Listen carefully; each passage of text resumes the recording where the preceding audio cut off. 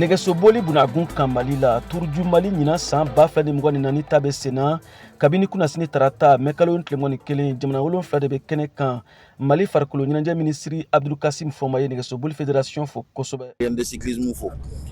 olu sera ni édition tannan de Tour du Mali la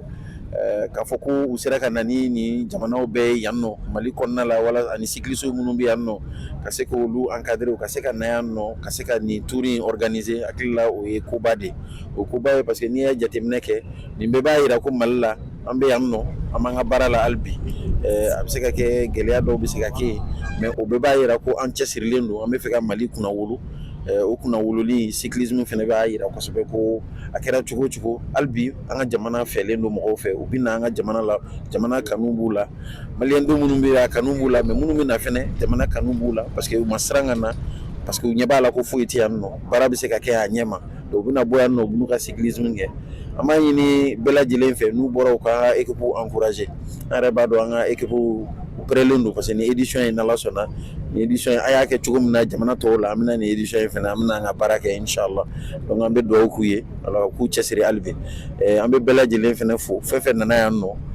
olu fɛnɛ u b'u ka jamana kɔnɔna la u bɔr'u ka so a bɛ fɔ cogo min na u nan'u ka so hakili la fédération malienne de cyclisme y'u bisimila ka ɲɛ donc hali bi an b'a ɲini u fɛ u k'u cɛsiri u ka encadrement fɛn fɛn bɛ yen nɔ k'u jija u ka baara la walasa a ka se ka fɔ ko cyclisme a kɛra ka ɲɛ a labanna ka ɲɛ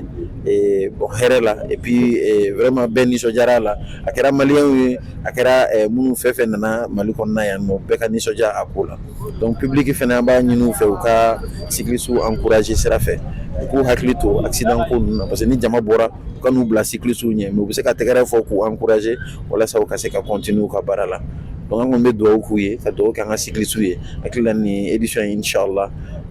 u b'u cɛsiri a la. Kunu araba mekalo ntlemoni fila Mali Negesobolila Yakuba Jalo de ye kolonjebani ɲɛna furancɛ ɲɛmaya ta o y'a sɔrɔ kuna sini Bamako ni Buguni furancɛ ɲɛmaya tara Burkina Faso Negesobolila Muhamadi Ilbudo fɛ